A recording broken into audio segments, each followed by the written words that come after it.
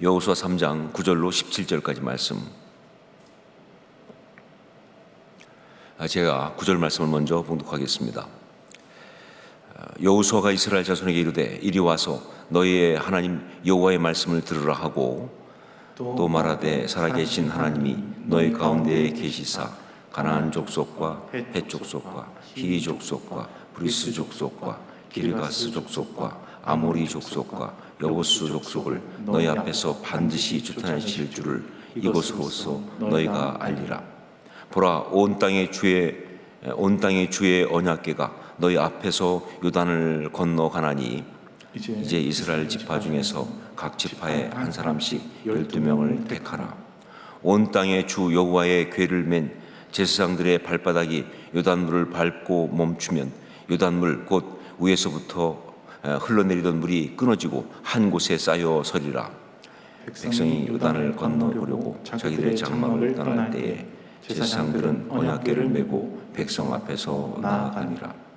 요단이 곡식 거두는 시기에는 항상 언덕에 넘치더라.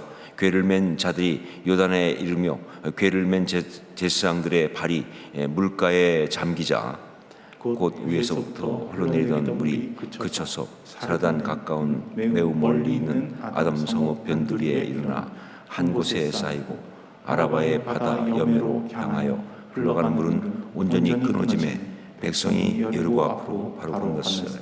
함께 읽습니다.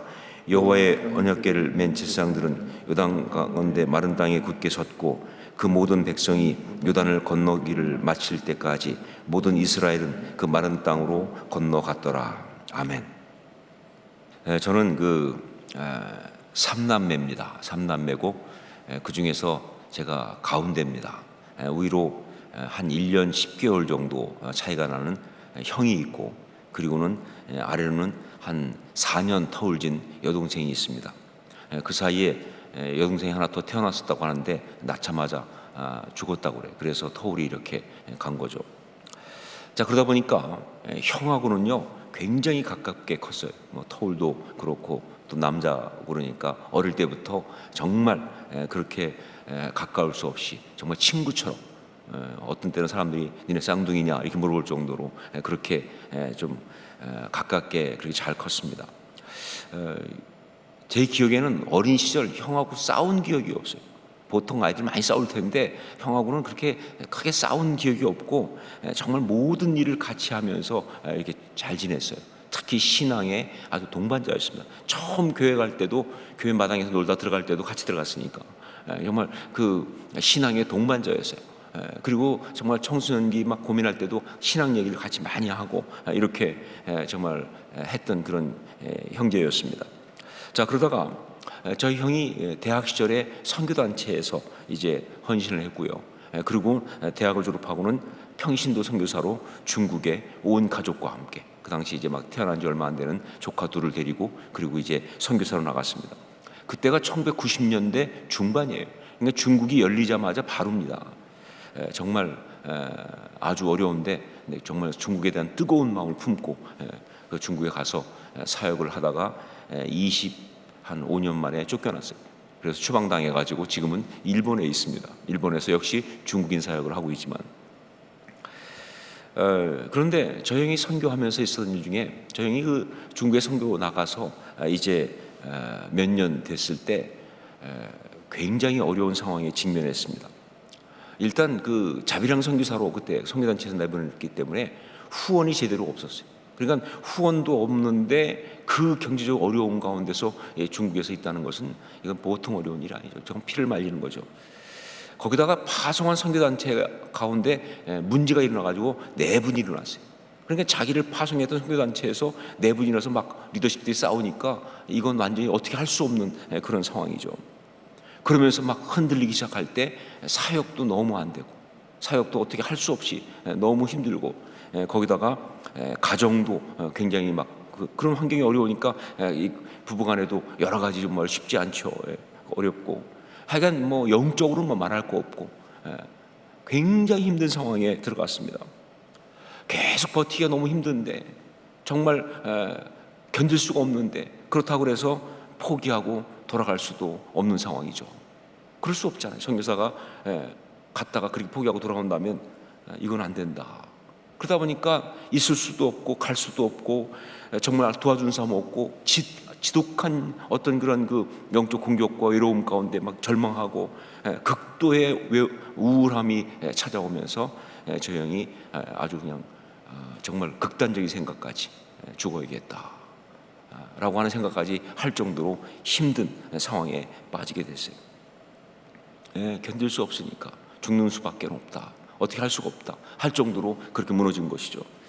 자, 그러는 중에 저 형이 설교 테이프 하나를 듣게 되었습니다.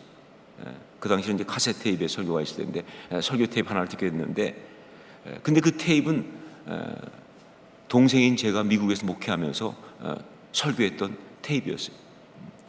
그게 어떻게 전달되었는가 하면, 그때 제가 ANC에서 목회하고 할 때인데, 그때 그 ANC에 계시는 집사님, 나중에 장로님 되셨지만 그 집사님이 중국과 무역을 하면서 그러면서 북한에 대한 마음이 있던 분이에요. 그래서 계속 중국에 가서 거기서 또 북한 쪽도 가까이 가고 실제 북한 들어가기도 하고 뭐 그랬던 분이에요. 그런데 이분이 저희 형이 중국에 있는 걸 알고는 이제 한번 방문하겠다 하는 마음을 가지고 이제 연락을 한 것 같아요. 저한테 사실은 뭐 그렇게 허락받고 그런 것까지는 아니었는데, 이분이 그러면서 제 아내한테 이제 이번에 중국 가서 형님 선교사님 만나는데 혹시 갖다 줄 물건이 있으면 주면 자기가 전달하겠다라고 하니까, 제 아내가 이제 이런저런 것 몇 가지 물건을 챙기면서 그러면서 그때 제가 교회에서 설교했던 설교 테이프를 한 보따리를 싸준 거예요. 저는 그렇게 못합니다. 제 설교 테이프를 뭐 형 보고 들어라, 저는 절대 못하는데 우리 사람은 충분히 합니다. 스타일이 그래요 좀. 제가 나중에 듣고서 막 좀 핀잔을 줬어요. 아니 동생 설교 테이프 형한테 주는 게 어디 있는, 형이 듣겠냐 그거를. 어릴 때 같이 컸는데 암만 동생이 목사라도 그 설교 듣겠냐 그러면서 막 제가 좀 핀잔을 준 적이 있는데, 그런데 뭐 제 아내는 아니 영적으로 거기서 있으면 말씀을 들어야지 그러면서 그 준 거예요. 저희 형도 그 설교 테이프를 받아가지고는 안 들었죠. 그렇잖아요. 동생인데 또 뭐 무슨 동생 설교 들어요. 그래서 그냥 받아가지고 그냥 한 구석에 처박아 둔 거예요. 듣기가 그랬겠죠. 그러다가 어느 날 정말 너무 힘들고 어려울 때, 정말 죽고 싶은 생각이 들 때, 그때 이렇게 앉았다가 우연히 눈이 그 설교 테이프 쪽으로 간 거예요. 한 구석에 처박혀 있는. 그래서 들어볼까 하는 마음이 들어서 그 중에 하나를 집어서 이 카세트 데크에 집어넣고 듣기 시작했는데, 거기서 나오는 말씀 앞에, 그 말씀의 은혜 앞에 저 형이 그냥 꼬꾸라졌어요. 정말 그 말씀을 듣다가 꼬꾸라지면서 정말 하나님 앞에 절망하고 있던 자신을 회개하면서 통곡하면서 그러면서 그 절망의 자리에서 일어설 수가 있었어요. 너무 정말 감사하고 은혜를 받아서 형이 저한테 갑자기 메일을 썼더라고요. 어느 날 메일이 들어왔는데 갑자기 막 그 중국 검색하니까 막 이게 약자 써면서 말이죠. 뭐 하나님 그러면 히읗, 뭐 기도 그러면 기억, 뭐 이런 식으로 하면서 막 써서 난수표 같아서 해석하기가 좀 그랬지만 보니까 그런 거예요. 너의 시옷 티를 들으면서 뭐 이런 식으로 막 그러면서 자기가 얼마나 정말 그것 때문에 은혜를 받았는지 고맙다고. 저도 어리둥절해가지고 이게 무슨 소린가. 그때 저희 형이 들었던 설교가 바로 여호수아서 오늘 본문 말씀입니다.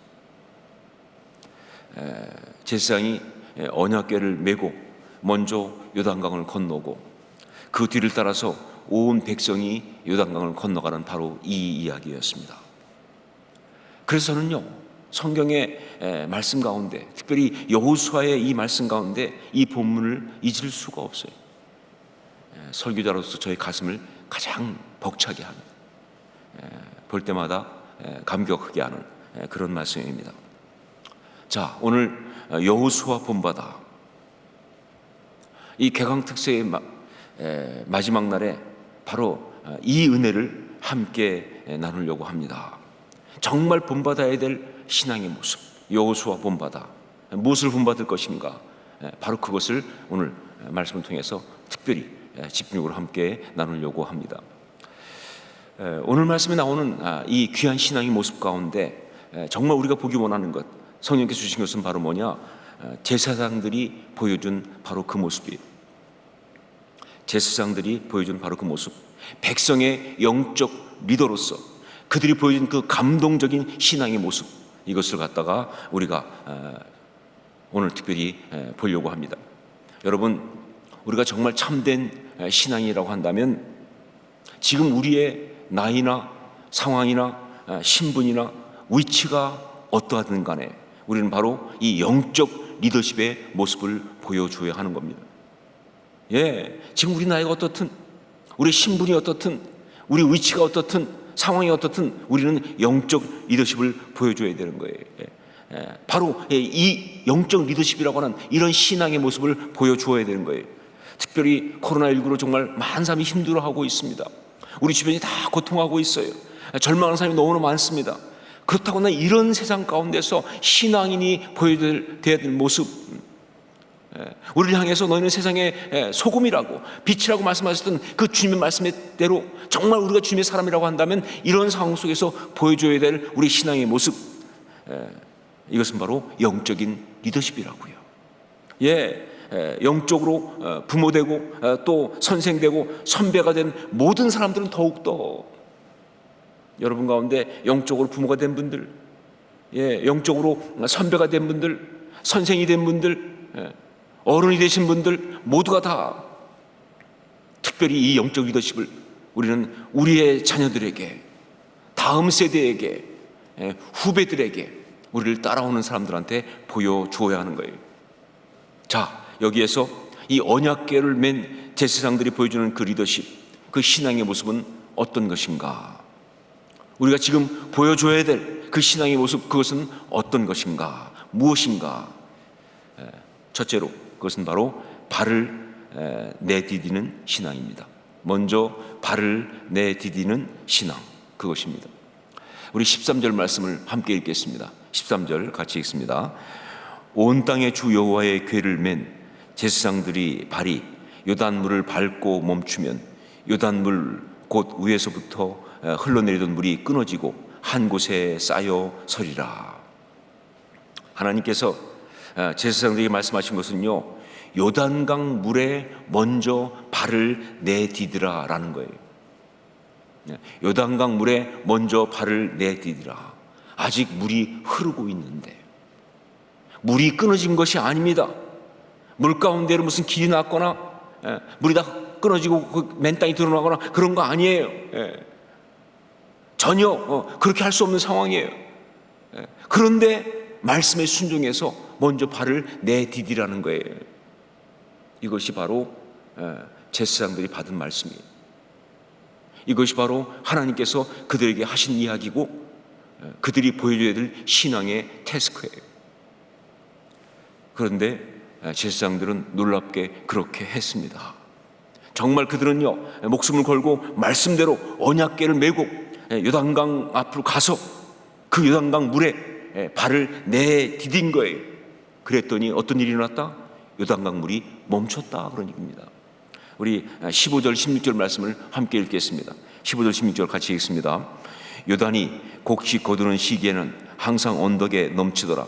궤를 맨 자들이 요단에 이르며 궤를 맨 제사장들의 발이 물가에 잠기자 곧 위에서부터 흘러내리던 물이 그쳐서 사르단에 가까운 매우 멀리 있는 아담 성읍 변두리에 일어나 한 곳에 쌓이고 아라바의 바다 여매로 향하여 흘러가는 물은 온전히 끊어지매 백성이 여리고 앞으로 바로 건널세.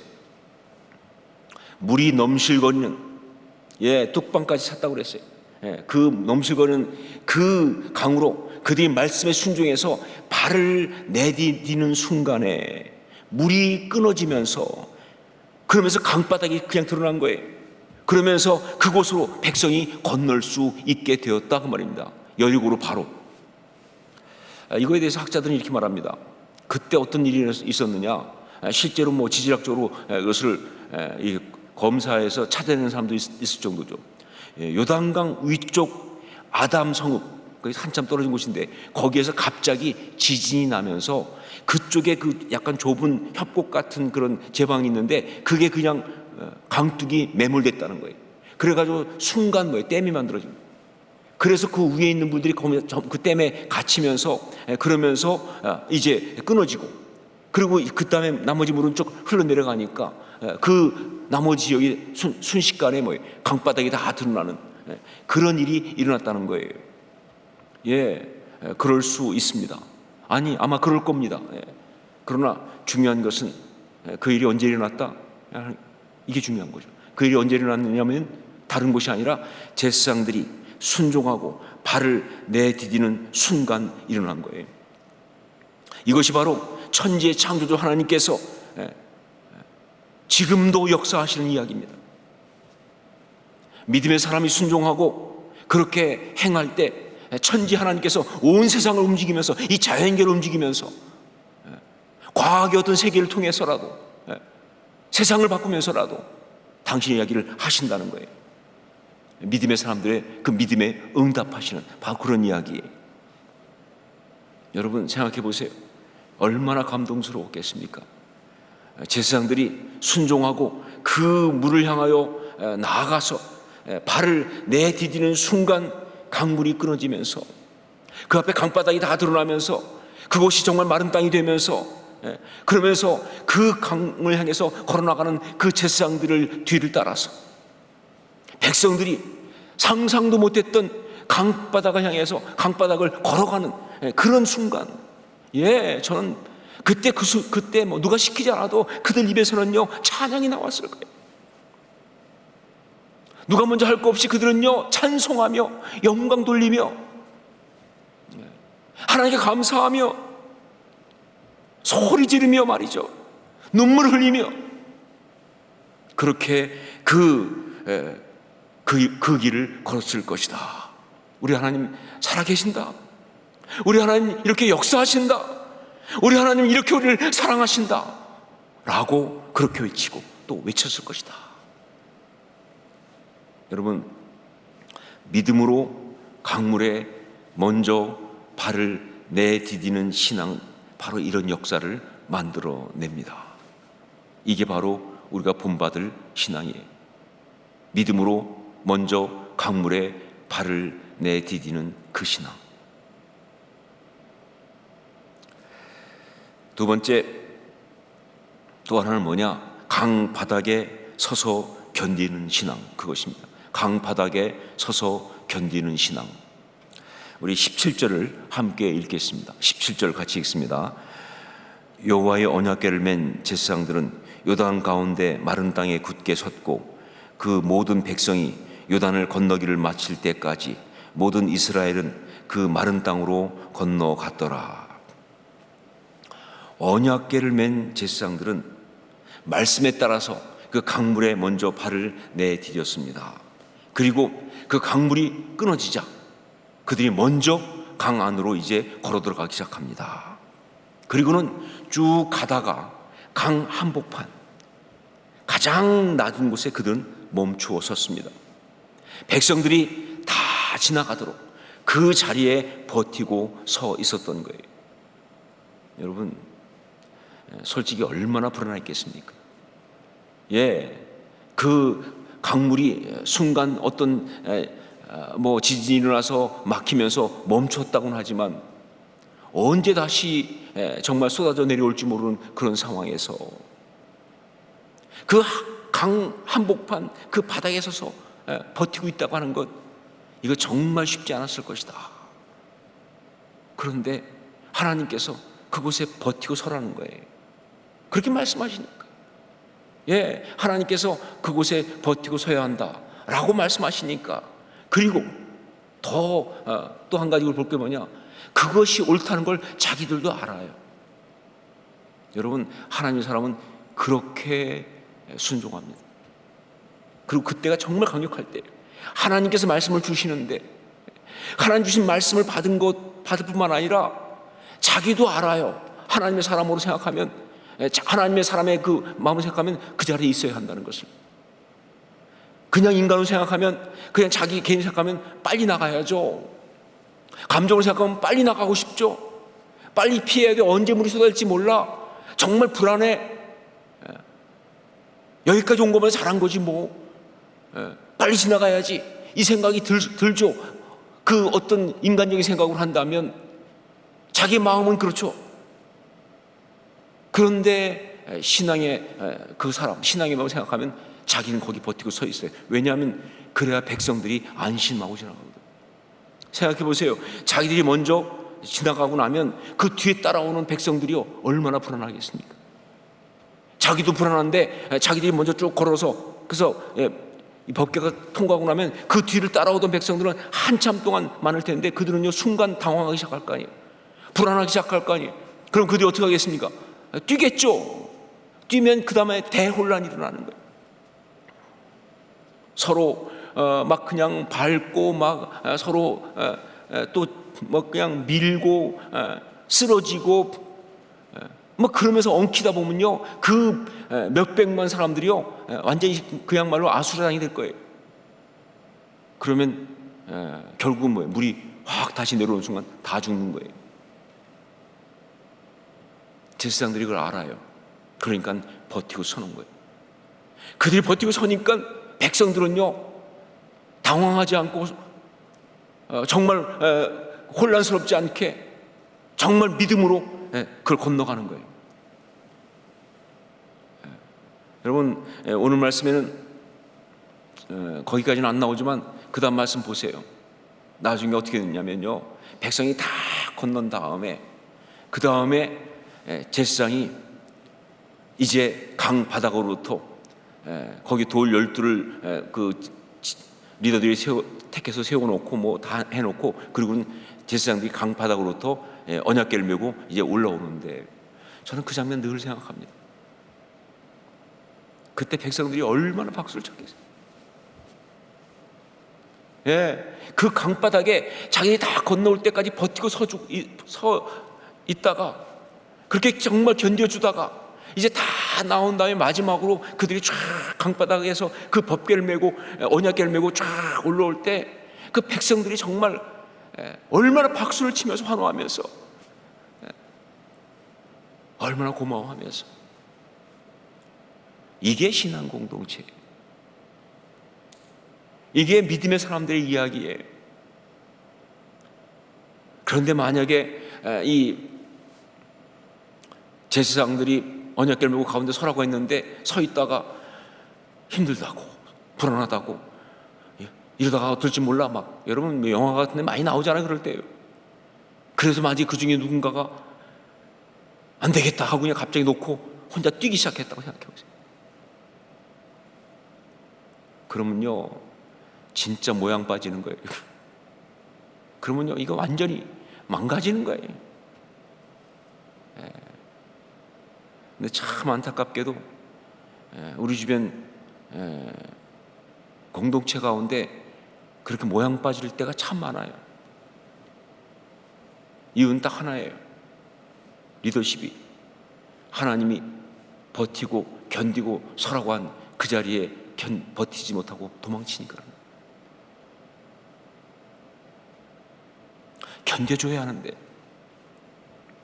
참아내줘야 하는데 근데 그냥 인간의 어떤 생각으로 나 힘들어 나 어려워 막 소리 질러서 그래. 너 때문이야 비난해서 그래요. 나 이거 못해 라고 그렇게 무책임하게 그래서 그래요. 아니요, 리더는 그런 것이 아닙니다. 강 바닥에 버티고 서 있어야 돼요. 언제까지? 하나님이 서 있으라고 할 때까지. 하나님이 서 있으라고 할 때까지. 강 바닥에 버티고 서 있는 신앙, 이게 바로 진짜 아름다운 리더십이에요. 그게 아름다운 신앙이에요. 저 형이 바로 여기에 거꾸로졌어요. 정말 너무 도망가고 싶고 너무 그만하고 싶고 그냥 한국에 가고 싶은데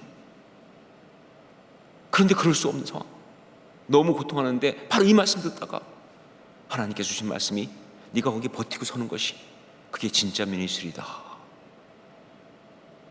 그게 바로 네가 정말 지금 보여줘야 될 나를 향한 예배다. 그 말씀 앞에 통곡하며 거꾸러지며 회개하며 네가 버티고 서야 다른 사람들이, 사랑하는 사람들이 안심하고 건너지. 네가 버티고 서야 내 자녀들이, 또 여기 있는 이 영혼들이, 하나님의 사람들이 살 수 있으니까 그 말씀 앞에 정말 통곡하면서, 그래서 정말 죽을 것 같아도 버티고 서겠다고 다시 힘을 내고 은혜를 받고 그렇게 섰던 것이죠. 강 바닥에 버티고 서 있는 신앙, 이게 바로 정말 우리가 꼭 기억해야 될 영적 리더십이고 신앙의 모습입니다. 사랑하는 여러분, 우리는 한 주간 동안 여호수아 본바다라고 하는 이 타이틀로 특세를 하면서 매일 각자 정말 날마다 주시는 그 말씀으로 은혜를 받았습니다. 이제 그 모든 메시지를 마무리합니다.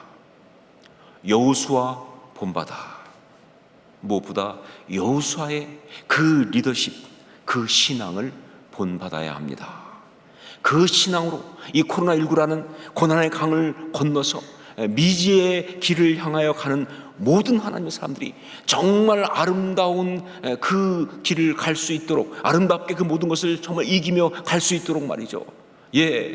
우리가 먼저 말씀에 순종하여 앞장을 서야 합니다. 우리가 먼저 말씀에 순종하여 앞장을 서야 합니다. 그리고 가장 깊은 강 바닥에서 하나님이 있으라고 하실 때까지 버티고 서서 있어야 합니다. 가장 깊은 강 바닥에서 하나님이 있으라고 할 때까지 버티고 서서 있어야 합니다. 언약궤를 메고, 언약궤를 어깨에 메고, 그리고 찬양하면서, 이것이 바로 이번 특세에 우리에게 주신 메시지입니다.